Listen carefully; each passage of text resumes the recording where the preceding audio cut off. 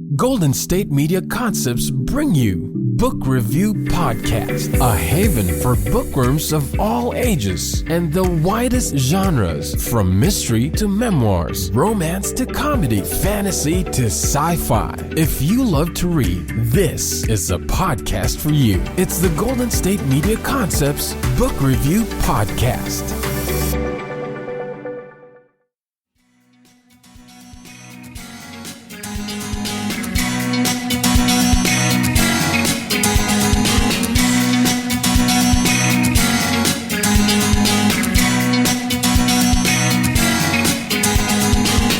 Hello and welcome to the GSMC Book Review Podcast, brought to you by the GSMC Podcast Network. I am your host, Sarah, and I am happy to be with you. Of course I am happy to be with you. As always, it is Tuesday. I have another returning author, which I always love, and I hope you had a good weekend. Just talked to you on Friday. My weekend was very quiet. I mentioned, if you listened to the last episode, that this weekend was the first anniversary of my dad's death. He died on April 2nd last year, and so it was a very hard weekend, Sunday especially, and it was hard. In some ways it was what I expected, in some ways it was harder, and in some ways it wasn't as bad. That's complicated, and that's how it felt. But I talked to my family, and I really wish I could have been home with them this weekend, but I could not. So I at least was able to talk to them and share stories and tears. And my hubby is here, of course, and one of my good friends here invited us over for dinner she and her husband invited us over for dinner on Saturday night, so that was good. That was a nice distraction. They are lovely, and we played board games and laughed and talked, and then Sunday I just stayed here with the hubby. He asked if I wanted to, invite some friends to go to the beach for a picnic, and I just said I couldn't do it. A week ago together, but I couldn't be around people that day except for him. So hard day, but a good day overall, and grateful for love of family and friends, and in some ways grateful that all of the firsts are over. But now, grief doesn't always lessen, but it does change, and so it is hard. It's a little bit hard that the firsts are over. Bittersweet, let's just put it that way. Grateful, but it's also bittersweet. At any rate, we're not here to talk about that. We are here to talk about Mazey Eddings' new book, The Plus One. This is in a collection of books that is all about the same friend group. It is the third in that collection. The first time Mazey joined me was on episode 352. If you want to go back to that interview, on that one we talked about her first book in this collection, which was called A Brush with Love. And then in the meantime, since she's been on, and between this time, there was the second book, Lizzie Blake's Best Mistake. So at some point I have to go back and catch up on that one. Before we move to the Plus One, can I just jump in here and say that I love that this is episode 404, and it's being published on April 4th, which is 4/4, so 404 on 4/4. I really don't get out much, but since I brought up episode 352, I just thought I would make the comment on 404 on 4/4. Okay, shutting up now. Back to Mazey and the series. These are fun romantic comedies, but they always have deeper subjects as well. The characters are, of course, human, so they are going through the things that we all go through we might not go through everything that they're going through, but, humans always have something of a deeper nature going on in their lives. In this case, there a lot of family dynamics. There's one character with PTSD, and other characters in her books have had anxiety, depression, ADHD, etc. So you can definitely see a lot of yourself in various characters in Mazey's books. So let me go ahead and give you the description of The Plus One. What starts out as a fake wedding date turns into something these childhood enemies never expected. Some facts are indisputable. The sun rises in the east, sets in the west, gravity exists. Indira doesn't like Jude. Jude doesn't like Indira. But what happens when these childhood enemies find the only thing they can rely on is each other? On paper, Indira has everything together: an amazing job, a boyfriend, and a car. What more could a late 20-something ask for?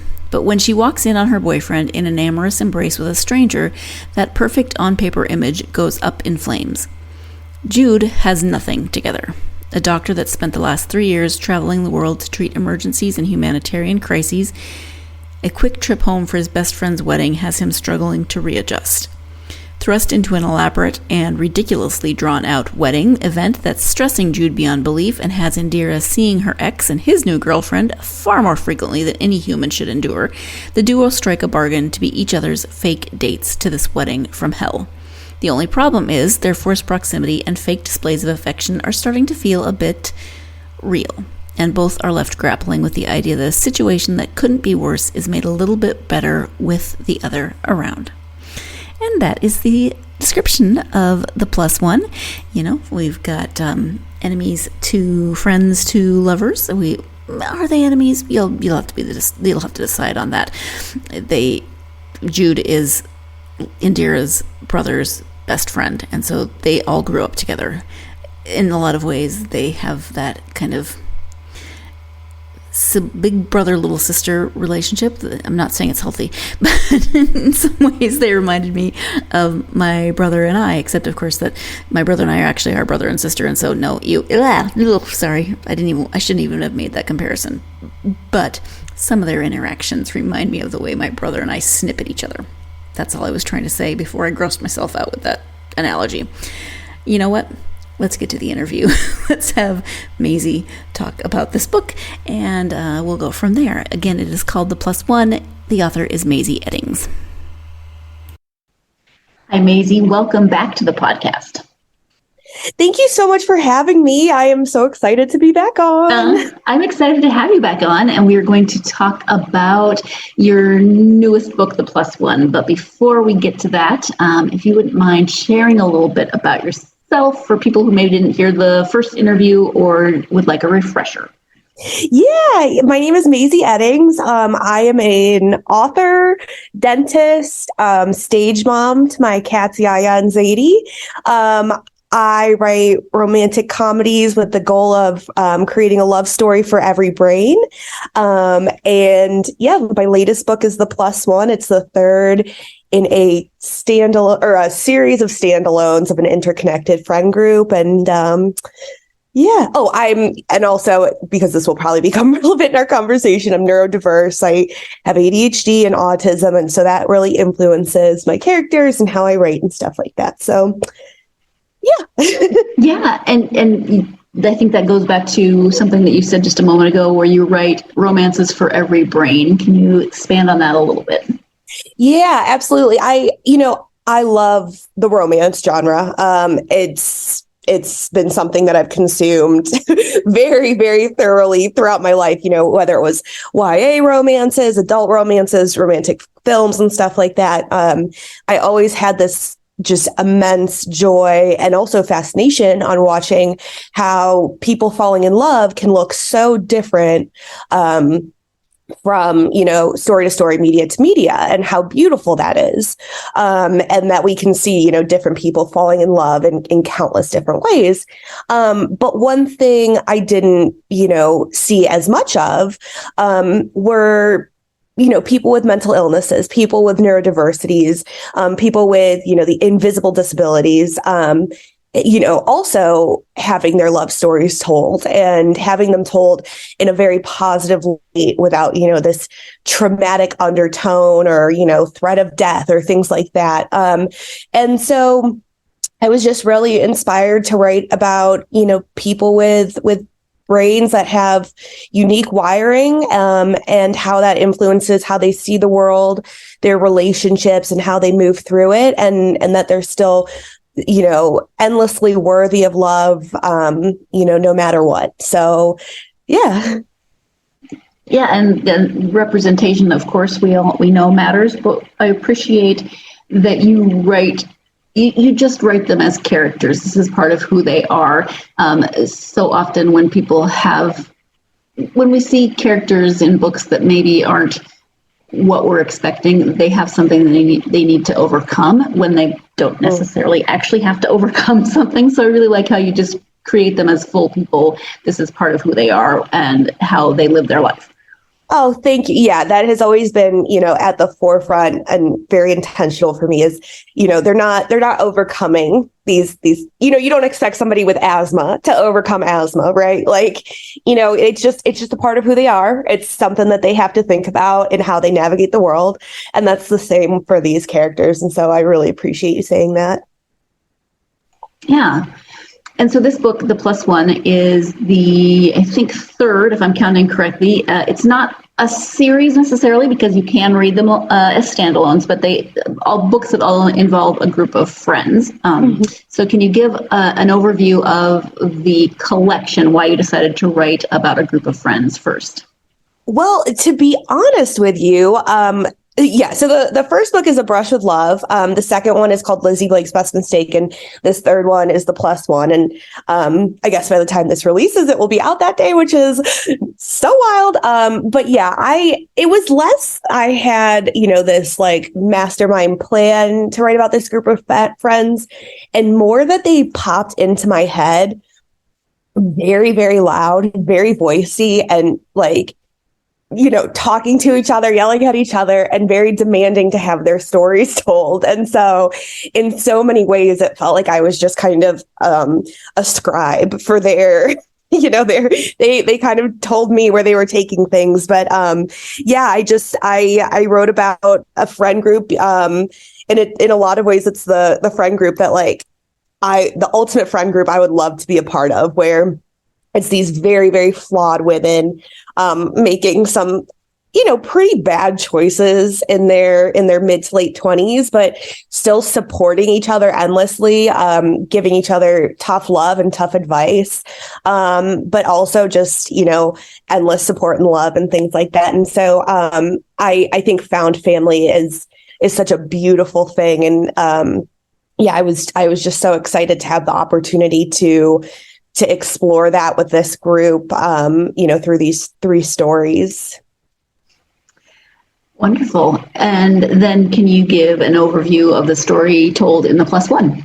Yeah. So the Plus One follows Indira and Jude. And so these two they have always hated each other. Jude is her older brother's best friend. They've grown up together, and it's just oil and water the entire time.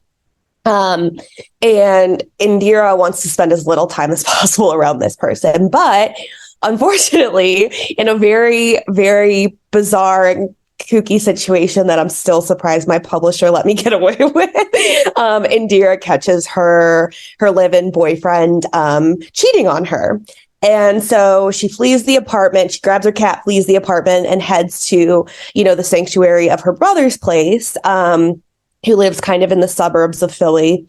And she plans to kind of just regroup there. And he's in the middle of planning his wedding, her brother is. And so she's like, I can be helpful there and everything. And she shows up at his door. And the person that opens the door is Jude, the last person in the world she would ever want to see. And Jude is having a lot of problems on his own. He has been working for the past...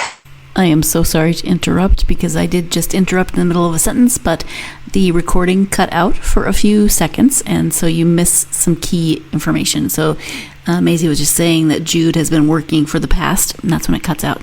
So the past several years, Jude has been working for a global health organization and has been living and working in a lot of areas that are experiencing conflict, violence, a lot of bad things.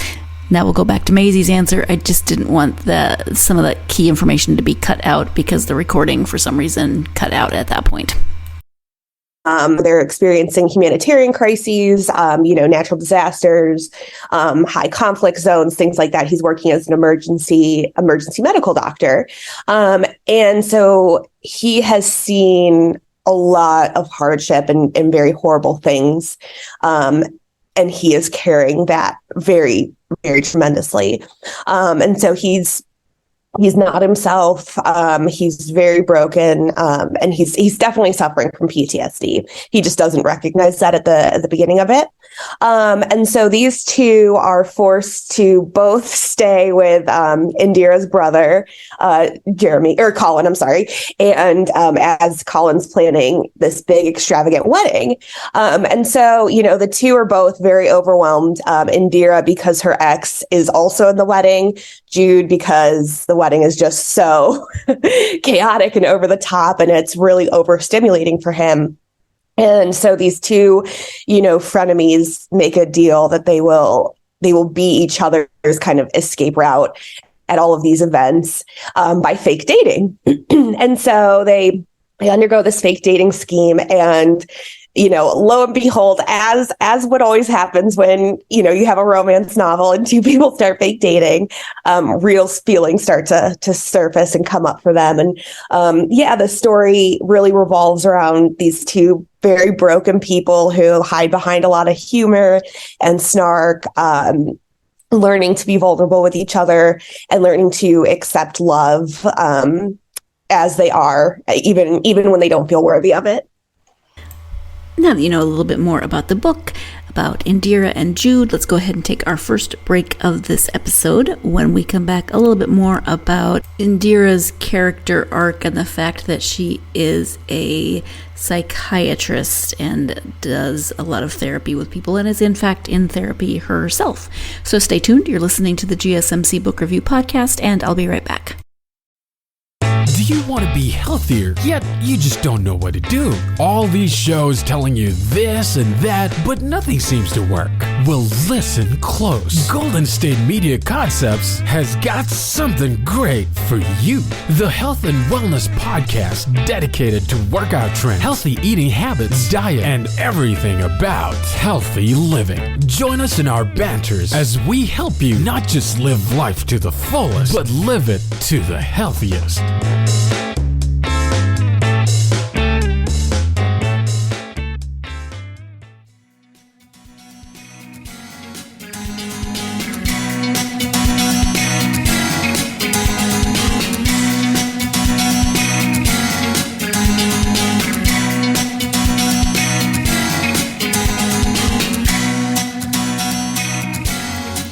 Welcome back to the GSMC Book Review Podcast, my interview with author Mazey Eddings about her romantic comedy, The Plus One. And Indira's interesting because she is a therapist. She's had all of the training and the degree, and yet she is also human. So she is a really good example, I think, of how we can know something and study something and help people with things and still have our own mental blocks and stumbling blocks in place. You know what, Sarah? I should have just had you do the recap because I always forget the important story. But yes, that is a rather pivotal aspect of the book where she is a psychiatrist. And I was really interested in looking at this concept where as a society we kind of put healthcare providers on this pedestal and kind of have these expectations of them to be, very healthy, very put together, very put together people. And speaking as somebody in the healthcare field, doctors are messy. They are very, very human creatures. And so, I just wanted to explore that as well.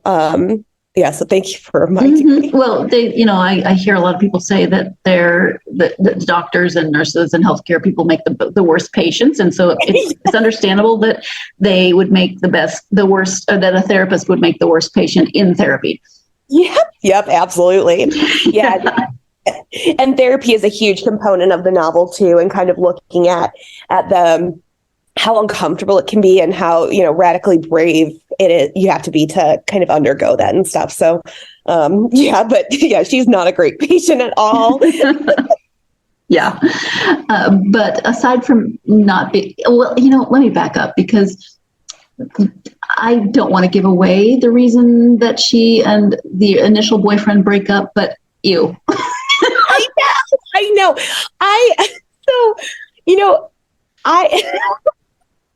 That's a pretty not decent you. Like I'm not.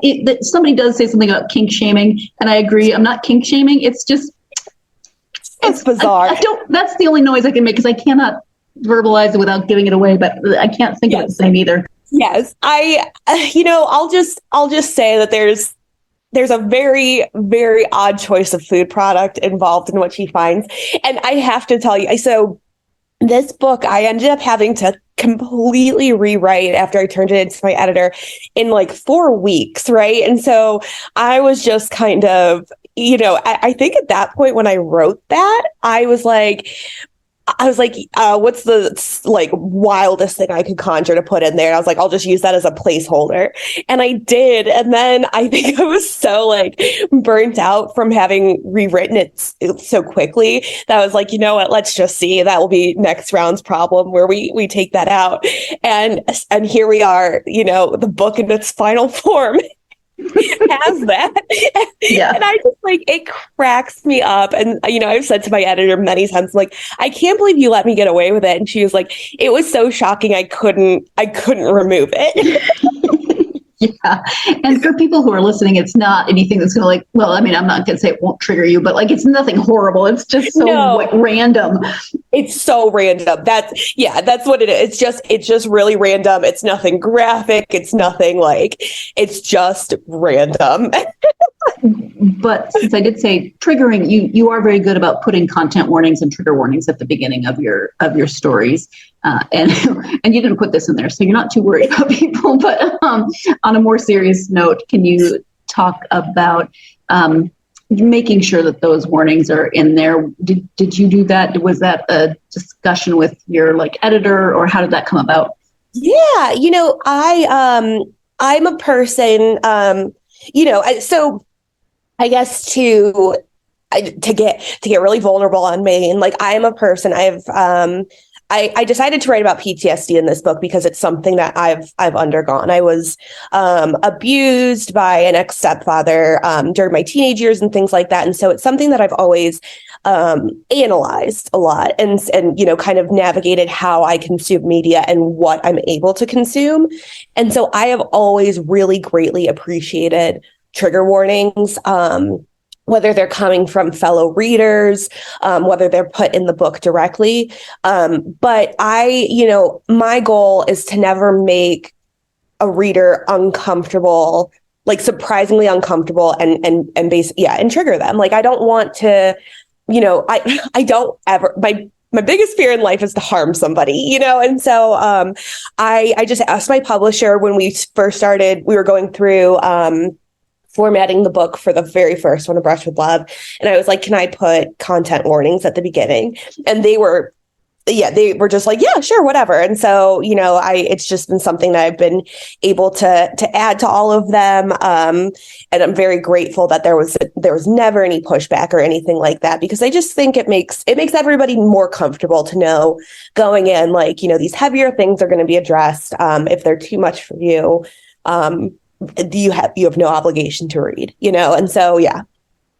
No, I agree, because your books are fun. They have, they're romantic comedies on this overall, and they have the fun romantic comedy covers that make you want to. They're colorful. They're fun. You want to pick them up, but you don't want to think you're getting one thing and then get into it and realize, whoa, this is a lot heavier than I expected. Absolutely. And there's so much, with that's out of an author's control with how a book is marketed, packaged, anything like that.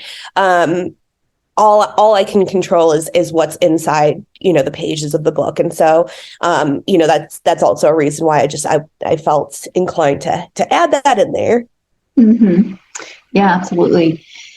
We've talked a little bit already about Indira and Jude and their relationship, but what about them as characters do you think will resonate with readers? It's hard because I sometimes I feel like the things that I love most about my characters are the things that readers, dislike or get frustrated or angry with. But so yeah, it's hard for me to say for sure. But I think what's really special about these two is they, I've said it before, but they are very broken people. Like they are hurting for various reasons, and they're really struggling. And I think what's special about them is their flaws are really laid out on the table, and in a lot of ways they're self-aware of these flaws that they have, and somehow they still take that radical step of opening themselves up to being loved, and everything. And so, I love them for their sharp edges and their messiness. And then I also think what's really special about Jude and Indira is they really, really poke each other a lot. Like they have this history of not liking each other. And so they know what buttons to press. But somehow they've always done it in an almost respectful way, which is interesting for enemies, I guess. But yeah, I think they're so funny. I think they're so sweet. And I really adore them. So it's scary to think about what other people will think of them because it's so almost personal in a way. Yeah. Well, I mean, you spent a lot of time with them, so yeah. They are personal to you. What specific types of research did you do for the book? So I read one book that was really, really influential in the creation of this book was The Body Keeps the Score. It's a novel about not a novel, I'm sorry. It's a nonfiction book about physiological and physical manifestations of PTSD. And, it's written by a psychiatrist who I think, probably, I think 50 years in the field, kind of studying with a huge emphasis on people that have PTSD from going to war and battle and things like that, but also just a generalized look at it.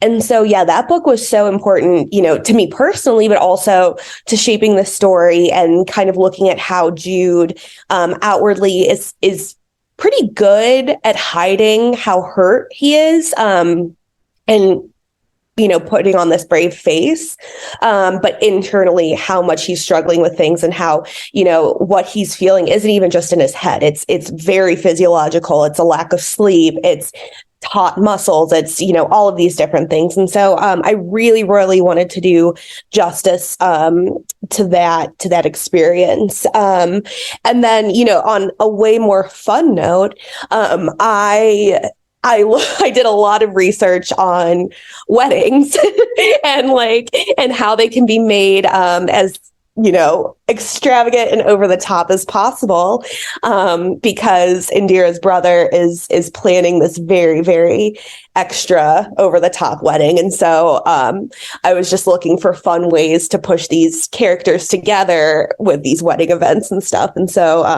that was really fun. And actually, after I finished this book, not long after I got engaged. And so I'm like, it was almost like I was preparing now to plan my own wedding. Oh dear. You didn't, did you? You didn't go to the extremes. No. I couldn't be more opposite, actually. I'm like, oh God, Jeremy and Colin were so on top of everything and they had all this stuff planned, and because I'm not getting married until next May. And I'm like, we haven't planned anything really. I kind of know what we're supposed to be doing, but that doesn't mean we're actually doing it. As we go into our second break of this episode, I will say that Colin and Jeremy are definitely, I don't know if they're more organized. I was pretty organized, but they are way more over the top than I was with my own wedding. But by the time I had my own wedding, I had been in about 10 weddings, and I had also officiated at about 10 weddings, so I'd seen a lot, I'd experienced a lot, had my own opinions on a lot of things, so I just went in my own direction. Neither here nor there. You are listening to the GSMC Book Review Podcast, and I will be right back.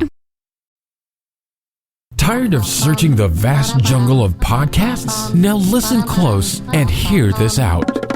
There's a podcast network that covers just about everything that you've been searching. Hey! The Golden State Media Concepts Podcast Network is here. Nothing less than a podcast bliss with endless hours of podcast coverage. From news, sports, music, fashion, cooking, entertainment, fantasy, football, and so much more. So stop lurking around and go straight out to the Golden State Media Concepts Podcast Network. Guaranteed to fill that podcast itch. Whatever it may be. Visit us at www.gsmcpodcast.com. Follow us on Facebook and Twitter, and download us on iTunes, SoundCloud, and Google Play.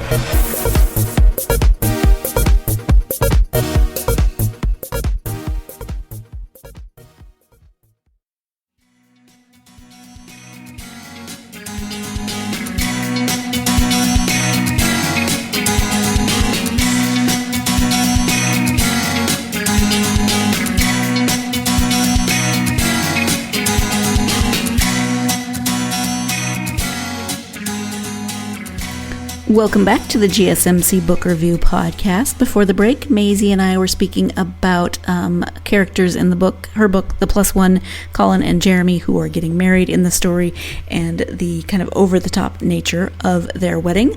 Let's go ahead and return to that interview. Well, there's a scene where the wedding party gets together to help make something for I can't remember, but it involves painting. And I think Colin says, okay, so everyone should do about 30. And I wanted to strangle him because that would have put me into so much anxiety that I would have just walked out right then. I know. I was like, this guy is such a menace, but he's so sweet too. So you just you want to lovingly strangle him. Yeah, they were painting like little tiny art canvases as guest goodies. And he's like, everybody can just paint 30. And I'm like, oh my God. Yeah, everybody in this book is a menace. Like they're all the heroes and they're all the villains. Yes. Characters that don't have a lot of time in the book, but are very important are the pets. And I remember in Brush with Love, didn't she have a giant Maine Coon? Yes. Okay, and then this cat is different. So talk about writing pets. Well, to be honest, you want to talk about representation. Cats are so underrepresented in romance novels. But there's a whole subgenre about dogs, and romances revolving around dogs. And you really don't see a ton of cats. And I very proudly wear my label of a cat lady. Like I am obsessed with these animals, my two cats, but I've thought about, I almost gave Lizzie a dog in the second book in this series.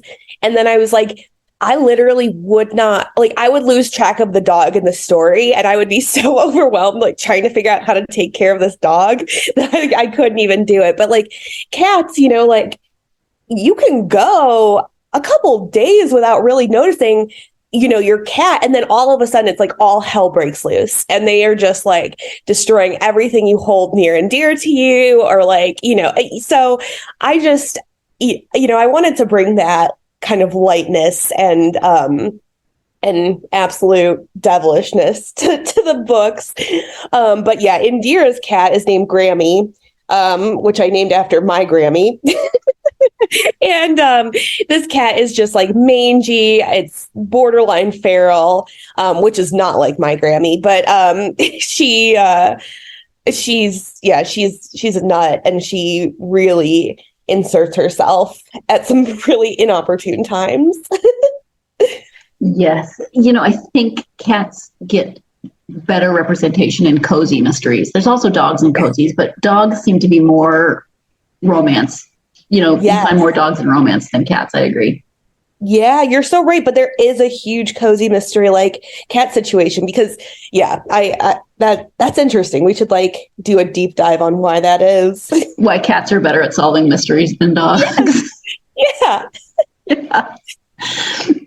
You write romance. You probably know that.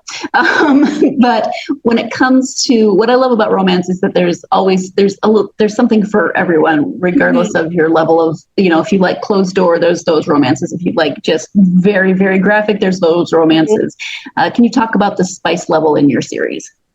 Yes. Well, So, so this is funny. This is a little aside, but my fiance just finished listening to the audiobook of The Plus One yesterday.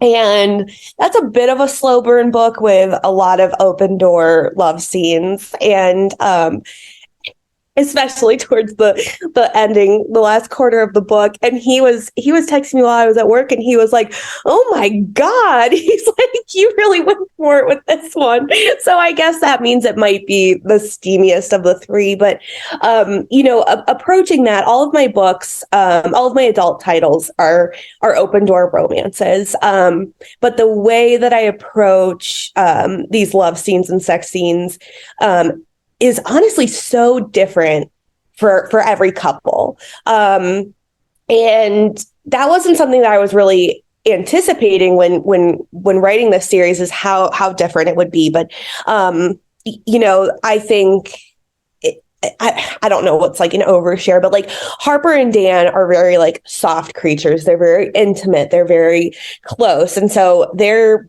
book didn't have like the same level of kind of more wild steam that these other two do. They almost have relations in a classroom or in a study at a study carousel. Weird things I remember. That's a good point. Oh my God, I'm like blushing. Yeah, that is a good point. I didn't think about that. But I mean, like, I guess for I don't know how much I can say on this podcast, but for, you can edit this out. But like, I mean, for reference, in the second book, there's face sitting on page 25. So like, it's all very relative. Right. Okay. Yes. And that was very tactfully done. Nice word. Thank you. And so, yeah, I think it's been, each one has a different level of steam, but each one has felt very honest to what these couples would do and how they would show love or emotions through physical intimacy in very different ways, from the couple previously. And so, I wrote a YA novel that comes out in August, and that one is more closed door, but it still has the hints at a love scene and things like that. And so, yeah, I just try to respect like what a couple how a couple really would, engage in physical intimacy and what makes sense for them. Sure. Yeah. And you don't want to present a couple in one way and then make those scenes completely unrealistic just to like fulfill some sort of romance trope. Yes, exactly. Because I can, reading a book, I think it's easy to pinpoint where it's like, the love scenes were put in there just to like, check that box of like dirty talk or like, some sort of kink or something. And it's like, but this doesn't make sense for what these characters have shown us up until this point and everything. So, yeah. Mm-hmm. And it feels like you wrapped up a lot of things with this book. Have we kind of concluded with this friend group, or are you going back to this world at all? Yeah, this is, it's so sad for me, but I mean, it's bittersweet, but this was the last in this friend group and series. Well, for as far as I know, but I think where it was left, I was sobbing while I was writing the epilogue and everything, because these girls in this friend group have been, basically my friend group for the past 4 years now. They're kind of all I've thought about. I've been so enmeshed in their world and kind of lived in their thoughts and stuff. And so, it's very bittersweet to see it end, but it felt like the right place to leave it, because everybody has their happy ending. Just to put it plainly too, like I was, two and Alex are another couple in this universe, but they're Vietnamese and Chinese American, respectively. And I know I could never do justice to their experience being, people of color. and falling in love. And so, that's not something that I would, even attempt to write, because I couldn't do justice to their experience, but I wanted to make sure that, they also had their happy ending and stuff like that. And so, is it weird to say I'm proud of these girls? Because I feel like they've all grown a lot in my head. Does that sound cheesy? No, it makes sense to me. I mean, I have I have feelings about characters in books all the time. And you as the author, I can only imagine those are much more intense. Yeah, that's true. Time for our third and final break of this episode. I love Mazey's laugh, and I love how much we laugh when she joins me for interviews, so always fun. When we come back, Mazey's going to talk more about the young adult novel that she mentioned earlier, so stay tuned for that. You're listening to the GSMC Book Review Podcast, and I'll be right back. Still on the search of that one true love? On the limbo in this crazy world of dating, marriage, relationships? Well, listen to the Golden State Media Concepts Relationship Podcast, your one-stop podcast for everything about relationships.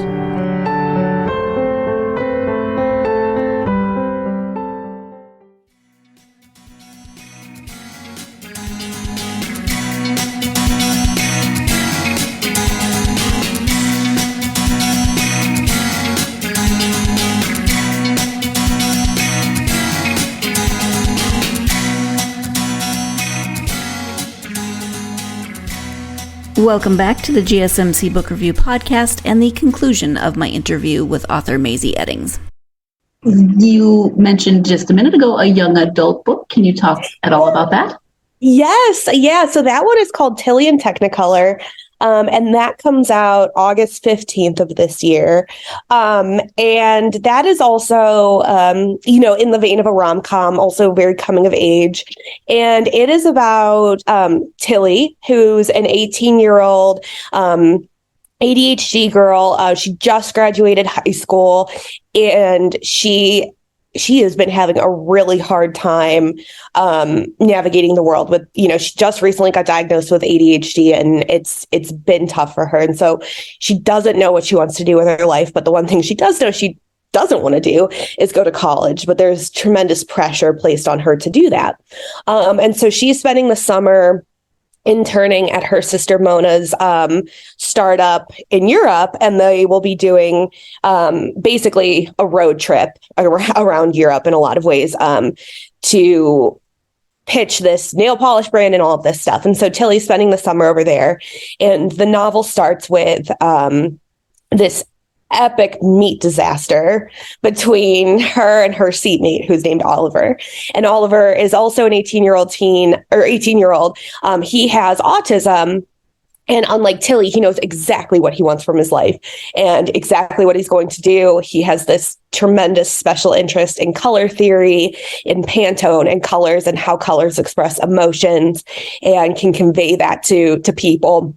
And so he's well on his way to making a name for himself in that kind of world and stuff. And so, they are very much opposites. They have one of the worst international flights, which that a lot of that was inspired by my own mishaps on international flights, because I'm very, very unlucky with airplanes.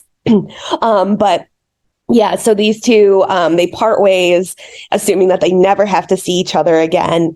And then lo and behold, they are both interns for this company and have to spend the summer together. And so, yeah, the novel really looks at,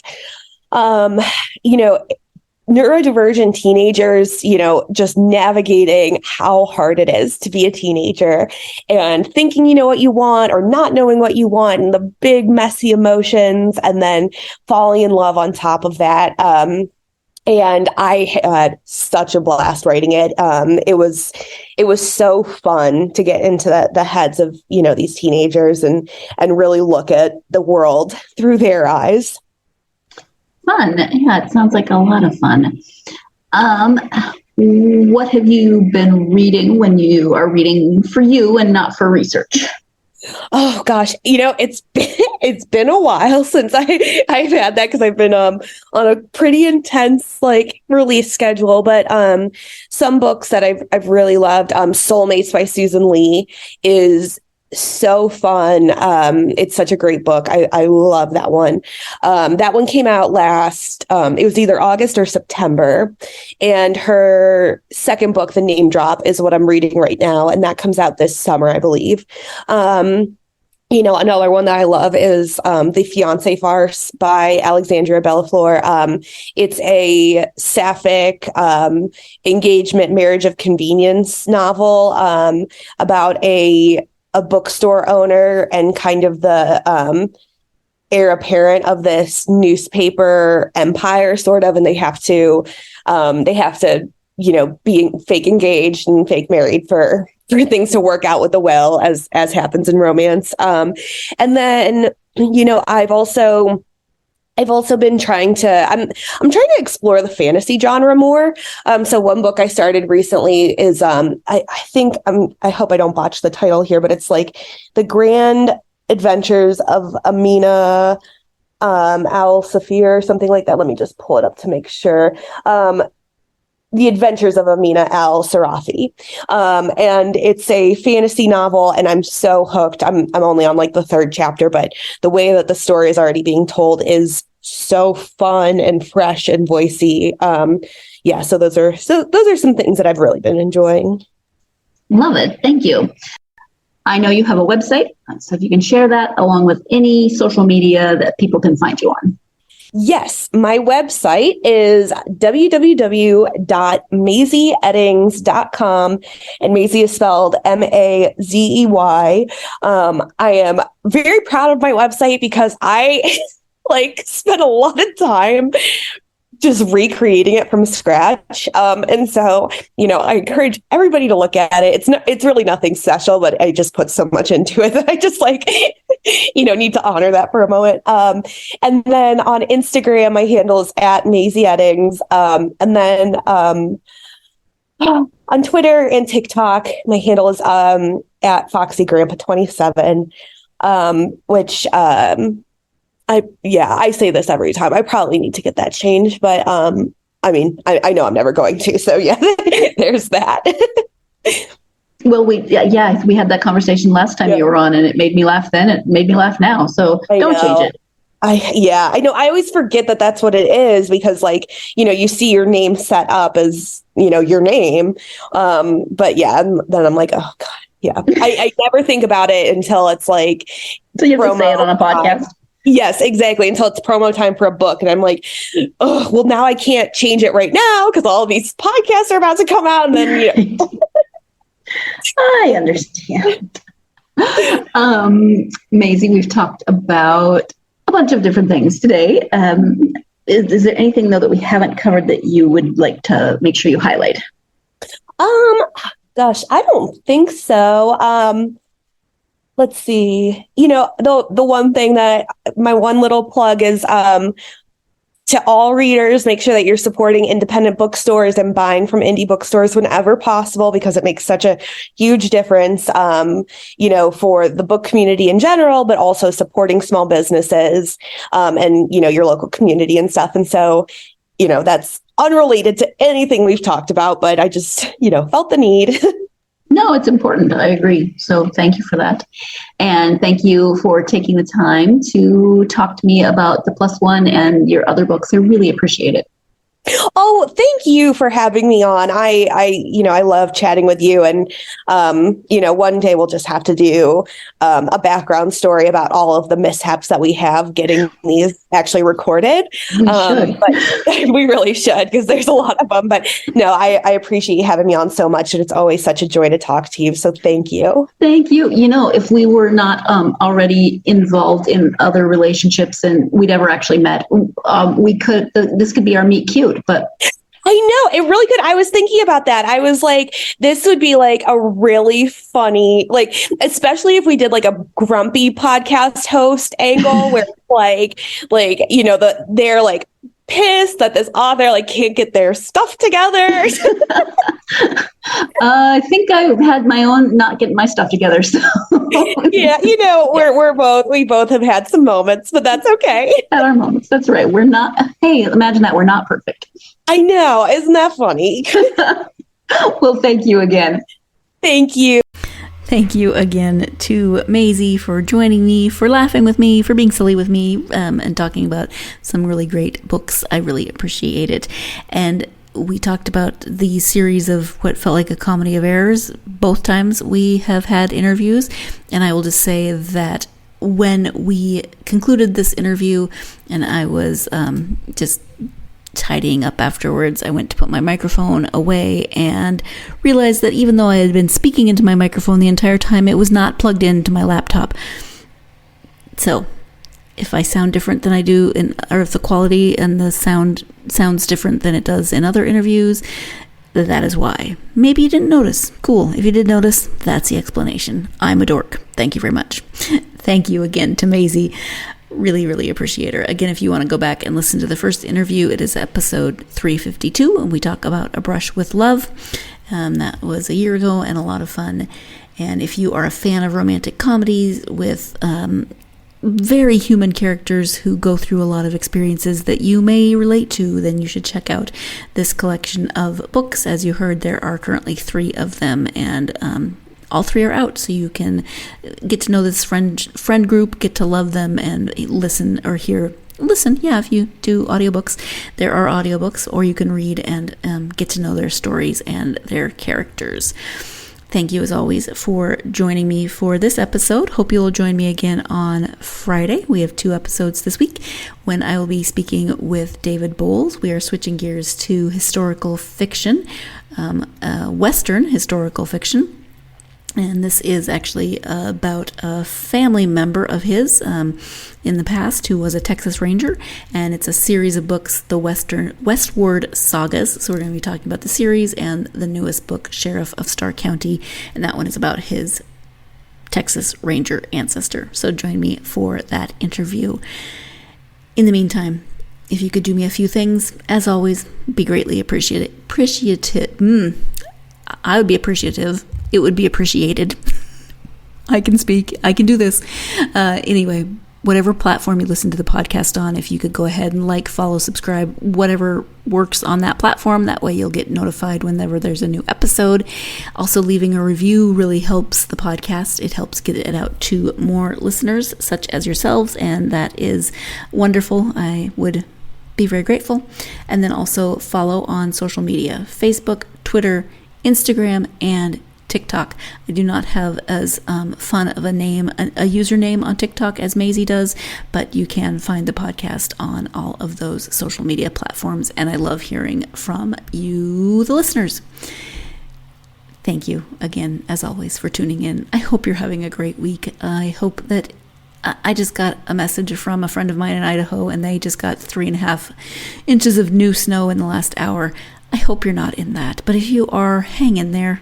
Spring is coming. I'm not going to promise, but I have hope for you that spring is coming. Hang in there.